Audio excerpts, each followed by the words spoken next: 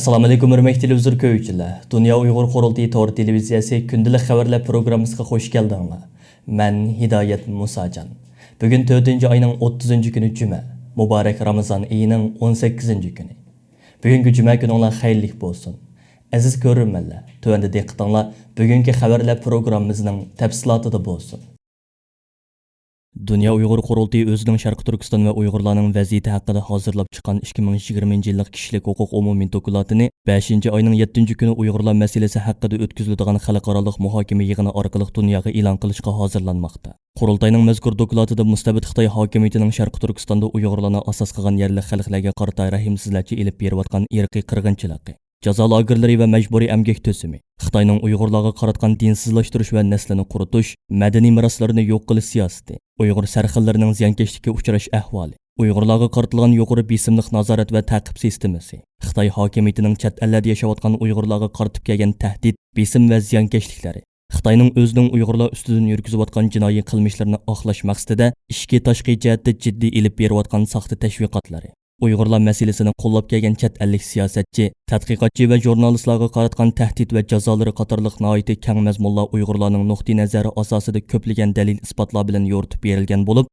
doklad yana Dunya Uyg'ur Qurultiyining Sharqi Turkiston xalqi nomidan xalqaro jamoatchilikdan kutadigan konkret orzu va talablariga mutafsili o'rin berilgan. Dunya Uyg'ur Qurultiyi tarafidan 7 may o'tkaziladigan doklad e'lon qilish yig'inida mazkur doklad Qurultiyi raisi Dolqin Aysa apandim tarafidan bevosita ommaga tonishtirildi va yig'inda Amerika Davlatlik diniy erkinlik komitetining komissari advokat Nuri Turkal, kishilik huquqni kuzatish tashkilotining Xitoy ishlari direktori Sophie Richardson, Xitoyning Sharq Turkistondagi lager tuzumini dunyoga eng burun oshkorlagan va bu sababdan Xitoydan haydalgan fransiyalik jurnalist Ursula, Rossiya Olman Texnik institutining tadqiqotchisi doktor Timohu Geros qatorliqlar Dunya Uyg'ur Qurultiyi tarafidan e'lon qilinadigan yuqorqi dokladning mazmunini ko'rgan asosda Sharq Turkiston va Uyg'urlarning navbatdagi umumiy vaziyati haqida ilmiy analiz ilib boradi. Dunya Uyg'ur Qurultiyining programma yetakchisi Zumratay Erkin xonimning riyosatchiligida 7 may kuni berilgan vaqtda tushdan keyin soat 16 da boshlanadigan va ommaga ochiq bo'lgan mazkur muhokama yig'iniga tuvandagi ulanma orqali o'zingizni tizimlatib bevosita qatnasha olasiz. Amerikaning İtaliyadagi bosh elchixonasining o'rinlashtirishi va sohibxonlik qilishi bilan 29 aprel kuni italiyalik jurnalist va tadqiqotchilar uchun maxsus Uyg'urlar masalasi haqida suhbat yig'ini uyushtirilgan bo'lib, yig'inda Amerika elchixonasining alohida taklifi bilan Amerikada aktiv faoliyat elib berayotgan Uyg'ur harakati tashkilotining raisi Roshan Abbos va Dunya Uyg'ur Qurultiyi London ishxonasining direktori Rahima Mahmud xonimlar mustabid Xitoy hokimiyatining Sharqi Turkistonda Uyg'urlar ustidan yurgizayotgan irqiy qirg'inchiligi, jazo lagerlari va majburiy əmgək tuzumi, Uyg'ur sarxillarining ziyonkashlikka uchrash ahvoli, Amerika tashqi ishlar ministrligi, Kanada, Gollandiya va Angliya parlamentlarining Uyg'ur irqiy qirg'inchiligini rasmiy e'tirof qilib olgan qarori qatorliq keng mazmunlarda tafsiliy ma'lumot berish bilan birga Xitoyning iqtisodiy jihatdan eg'ir xirisiga duch kelgan Italiyaning boshqa g'arb davlatlaridan ulgu ilib, Xitoyning Uyg'urlarga yurgizayotgan jinoiy qilmishlarini rasmiy usulda irqiy qirg'inchilik deb qabul qilishi va bu jihatda Amerika boshchiligidagi g'arb davlatlarining Xitoyga qarshi boshlatgan embargo harakatiga aktivlik bilan ishtirok qilishi lozimligini ta'kidlab o'tishdi. İtaliyalik jurnalist Giolo Pompe xonimning riyosatchiligida o'tkazilgan bu qitimqi suhbat yig'inida Roshan Abbos bilan Rahima Mahmud xonimlarning inglizcha nutqlari udulliq italiyachaga tarjima qilindi. Iqtisodiy taraqqiy topgan G7 davlatlarining biri bo'lgan Italiya bo'lsa Xitoyning iqtisodiy jihatdagi tahdid va ziyniga eng og'ir darajada uchragan G'arbiy Yevropa davlatlarining biri bo'lib, xeyli yillar burun Italiyaning Milan qatorliq shaharlarida Xitoy ko'chmanlarining qadimiy ko'chalarini monopol qilib olib, muhitni og'ir darajada bulg'ishi va shaharlik tabiiy go'zallikni vayron qilishi sababli yerliklar bilan Xitoy ko'chmanlari o'rtasida og'ir to'qinishlar yuz berib, ko'plagan Xitoy ko'chmanlari yaralangan edi. Bu xil surkilishlar toki hozirgacha izchil davom qilib kelmoqda. Dunya Uyg'ur Qurultiyining raisi Dolqin Aysa apandi 2017 yili 26 iyul Italiya yuqori palatasida chaqirilgan Uyg'urlarning navbatdagi vaziyatidan guvohlik berish yig'iniga taklif bilan qatnashish jarayonida Xitoyning xalqaro soqchi tashkiloti Interpol orqali Dolqin Aysa apandim ustidan chiqarg'izgan qizil rangli tutish buyrug'i sababli Germaniya grajdani Dolqin Aysa apandim Italiya bexatarlik organlari tomonidan tutqun qilinib, 3 soatdan ortiq so'roq qilinib qo'yib berilgan. Bu vaqa ayni chog'da xalqaroda zo'r g'ulg'ula qo'zg'agan. 2018 yili xalqaro soqchi tashkiloti Interpol Dolqin Aysa apandi ustidan chiqarilgan qizil rangli tutish farmonini amaldan qoldirganligini jakarlagan edi. Bugun istansimizning telefon ziyoratini qabul qilgan Uyg'ur harakati tashkilotining raisi Roshan Abbos xonim Amerikaning Italiyadagi bosh elchixonasi tomonidan uyushtirilgan yuqorqi muhokama yig'inining ahamiyati haqida to'xtalib mundoq dedi. Dunyodagi taraqqiy qilgan davlatlarning biri bo'lgan, ya'ni G7 davlatlari ichidagi bir davlat bo'lgan Italiyada, Italiya xalqiga, Italiya jurnalistlarga, akademiklarga Uyg'urlar duch kelayotgan bu irqiy qirg'inchilik to'g'risida mundaq bir tushuntirish faoliyatining o'rinlashtirilishi va yana bu faoliyatni Amerikaning Italiyada turishliq bosh elchixonasi sahibxonada Amerikaning Italiyada turishliq bosh elchixonasining sahibxonligida o'rinlashtirishining siyosiy ahamiyati intayin muhim. Ya'ni Italiya garchi taraqqiy qilgan kuchli g'arb davlatlarining biri bo'lsa-mu, yaqinqi yillarda Xitoy davlatining mayli siyosiy tarafdan, mayli iqtisodiy tarafdan bo'lsin, mayli Xitoy virusi sababli sahiya sog'liq jihatlardan bo'lsin, Xitoyning eng kuchli ziyonkashlikka uchragan Yevropa davlatlarining biri bo'lib hisoblanadi. Xitoy iqtisodining Italiyaga besib kirishi, İtaliyanın özünün mayli qo'l sanoat sohasida bo'lsin, mayli hunarmandchilik sohasida bo'lsin, hammasini butunlay vayron qilyapti.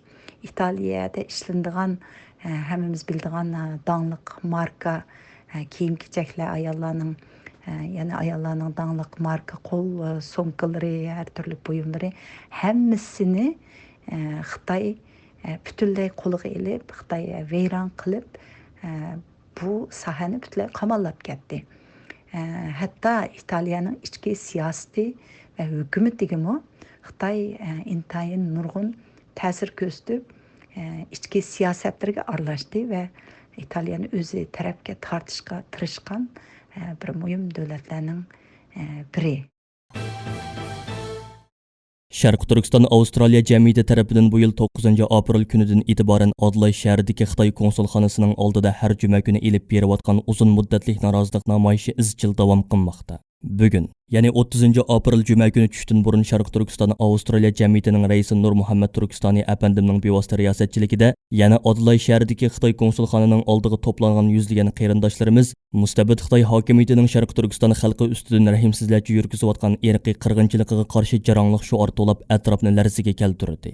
Ramazon munosabati bilan hammasi degudek ro'za tutgan fidokor namoyishchilarimizning bu jasorati va g'ayrati chet ellardagi qarindoshlarimizni alohida ta'sirlantirdi. Sharq Turkiston Avstraliya jamiyatining raisi Nur Muhammad Turkistoniy apandi namoyishda qilgan so'zida Sharq Turkiston xalqiga qarta rahimsizlarcha irqiy qirg'inchilik yurgizayotgan mustabid Xitoy hokimiyatiga qattiq la'nat o'qish bilan birga Avstraliya hukumatini va Avstraliya parlamentini Xitoyning Uyg'urlar ustidan yurgizayotgan irqiy qirg'inchiligini rasmiy yo'sinda e'tirof qilib, Xitoy hokimiyatiga qarshi amaliy jazo va embargo tadbirlarini yo'lga qo'yishga chaqirdi. Sharq Turkiston Avstraliya jamiyati mas'ullarining istansimizga bildirishicha Xitoyning xalqimiz ustidan yurgizayotgan irqiy qirg'inchiligiga qarshi turishni asosan maqsad qilgan bu namoyish taxminan yarim yilgacha izchil davomlashadi va har juma kuni shu joyning vaqti tushdan burun soat 10 dan 11:30 gacha elib beriladi. Adlay shahrining Joslin rayonida yangidan qurilgan Xitoy konsulxonasining bu yil 30 martdagi ichilish murosimi kunida Sharq Turkiston Avstraliya jamiyati, Avstraliya Uyg'ur Tangirtaq xonim qizlari uyushmasi, Tibet, Hong Kong, Falun Gong, Vietnam, Tayvan guruhlari tarafidan Xitoy elchixonalari oldida o'tkazilgan birlashma namoyish Avstraliya matbuotlarining kuchli diqqatini qo'zg'agan.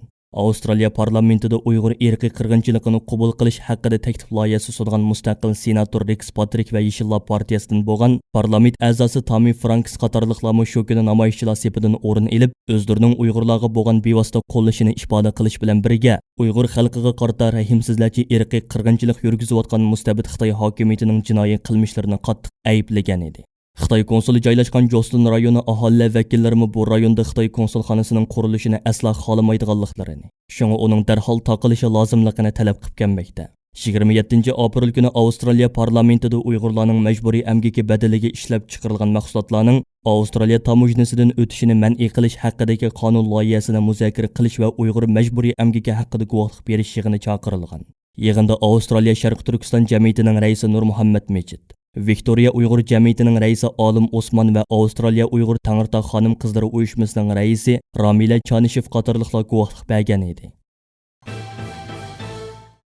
Amerika prezidenti Joe Biden vazifaga o'ltirib 100 kun to'shqandan keyin Amerika xalqiga qilgan tunji qitimliq nutqida tig' uchini Xitoyga qaratdi. Prezident Joe Biden 28 aprel kuni Davlat Majlisida qilgan so'zining asosli qismini Xitoyga qaratgan bo'lib, u Xitoy bilan bo'lgan raqobatdan Amerika duch kelayotgan eng chong tashqi siyosat xirisi deb qayta o'ttirg'a qo'yib mundaq dedi. Xitoy davlat raisi Xi Jinping demokratik davlatlar biz bilan raqobatlashamaydi deb qarab qamar o'ynayotadi. Amerika cho'qim 21-asrda demokratik tuzilmaning mustabidlik ustidan to'liq g'olib keladiganligini butun dunyoga isbotlashi lozim deb ko'rsatdi. O so'zida yana Amerikaning Hindi Tinch okeandagi kuchlik harbiy mavjudligini saqlab qolishga va'da berdi. Hamda texnika taraqqiyoti va iqtisodiy taraqqiyotni ilgari surib, adil bo'lmagan savdo odatlariga zarba beradiganligini bildirdi. Biden so'zida yana Amerika Davlat Majlisi a'zolarini Beijingga kishilik huquq masalasida besim qiladigan, savdo tampongsizligini hal qiladigan va Xitoy bilan texmo unumli raqobatlash uchun keng ko'lamda imkoniyat yaratadigan bir qonun loyihasini jiddiy tuzib chiqib ma'qullashga chaqirdi va bu qonun loyihasining Xitoyga taqobil turish uchun to'limi zarurligini ta'kidlab mundaq dedi. Xitoyga o'xshagan hokim mutlaqlar demokratik davlatlar 21-asrda biz bilan raqobatlashamaydi deb o'ylab qopti. Amerika kishilik huquq va erkinlik to'g'risida dunyo xalqlariga bergan va'dasidan aslo yonmaydi. Xitoy tashqi ishlar ministrligining bayonotchisi Wang Wenbin bo'lsa 29 aprel kuni Bidenning so'zlariga inkos qaytarib, biz raqobatni qarshi olamiz. Ammo bu raqobat bo'lishi kerakki, o'limga ilib boradigan do'il bo'lmasligi kerak. Boshqa davlatlarni demokratik tuzumni qabul qilishga majburlash faqatli bo'linish paydo qiladi. Muqimlikni buzadi deb bildirdi. Amerikadagi Yahudi guruhlarining eng asosli siyosat markazi bo'lgan Yahudi ommaviy ishlar kengashi yaqinda Xitoy hukumatining Uyg'urlarga yurgizayotgan irqiy qirg'inchiligini ayblab maxsus qaror qabul qildi. Yahudilar ommaviy ishlar kengashining qarorlari odatda boshqa nurg'un Yahudi tashkilotlarining o'zaro muzokarasi natijasida chiqariladigan hamda Amerikadagi Yahudilarning faoliyat harakatlarining yo'linishini belgilaydigan bo'lg'achqa, ularning qarorlari intayin muhim ahamiyatga ega ekan. Yerusalim pochtasi gazetining xabar qilishicha, mazkur kengash yaqinda barliq davlatlardagi yerlik Yahudi tashkilotlari bilan birlikda chaqirgan 2 kunlik qurultaydan keyin bu qarorni e'lon qilgan. Qarornomada bundaq deyilgan: Yahudilar Xitoy Kompartiyasini Uyg'urlarga qaratgan irqiy qirg'inchilik va bostirishlarni oxirlashtirishga, shundaqla o'z chegarasi ichida yashaydigan boshqa oz sonliq millatlar va diniy oz sonliqlarni ezishni to'xtatishga chaqiradi. Xabarda aytilishicha, mazkur qaror Yahudilarning Uyg'urlarni qo'llash harakatlarining kuchayishida o'zini namoyon qiladigan bo'lib, qaror bo'yicha Yahudilar ommaviy ishlar kengashi o'z kunligi ostidagi barliq tashkilotlarni Uyg'ur irqiy qirg'inchiligiga qarshi so'z qilishga va boshqa jamiyat va guruhlar bilan hamkorlashib, Uyg'urlarga qaratilgan vahshiylikning oldini olish uchun asosiy qatlam harakati barpo qilishga chaqirdi ekan. Mazkur kengash Amerikadagi eng kuchli lobbichi guruhlarning biri bo'lish sifati bilan Amerika Davlat Majlisi va hukumatining siyosat belgilashiga mubalgilik ta'sir ko'rsatib kelmoqda. Türkiye'nin Xitoy vaksinasini ilishi va Xitoydan keladigan vaksinaga beqinib qelishi Erdo'g'an hukumatining vaboga qarshi kurashdagi ajalli xatoligi deb qaralmoqda. Yaqindan buyon Turkiyadagi virus bilan yuqumlanuvchilarning soni tezdan o'rlagan bo'lib, hukumat 21 milliondan ko'p vaksina emlagan bo'lsa-mu, kunlik yuqumlanish vaqasi 60 mingdan oshib ketgan.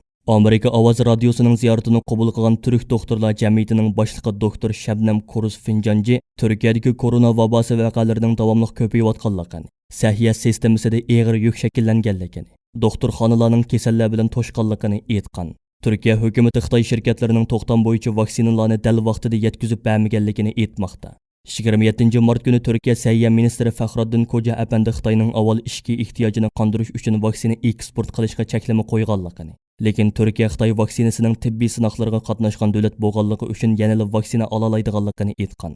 Turkiya o'tgan yil 11-oyda Xitoyning Sinovac vaksinasidan 100 million tal setib olish uchun kelishim tuzgan bo'lib, Fəxruddin Koca bu ahvolga aniqlama berib, Sinovac shirkatining to'xtamdagi vaqtga amal qilmaganligini, 4-oyning ichida 100 million vaksina yetkazib berishi kerak bo'lsa-mu, texicha yo'llamaganligini aytgan. Turkiyaning qo'lida yetarli vaksinaning bo'lmasligi vaboga qarshi kurashda og'ir masala keltirib chiqaradi ekan. Chunki hozirga qadar Turkiya nufusining faqat 9.5% ikki qitimliq vaksina emlatgan bo'lib, bu surat bilan vaboga kuchli javob qaytarish mumkin emas ekan. Hurmatli televizor ko'ruvchilar, yuqorida Dunya Uyg'ur Qurultiyi to'g'ri televiziyasi kündəlik xəvərlər pirugrammisidə diqqətinizə sunduq. Keyin qaytamiq pirugrammimizni ko'rishaylik. Ko'rishgacha omon bo'lgaysizlar. Xayr xo'sh.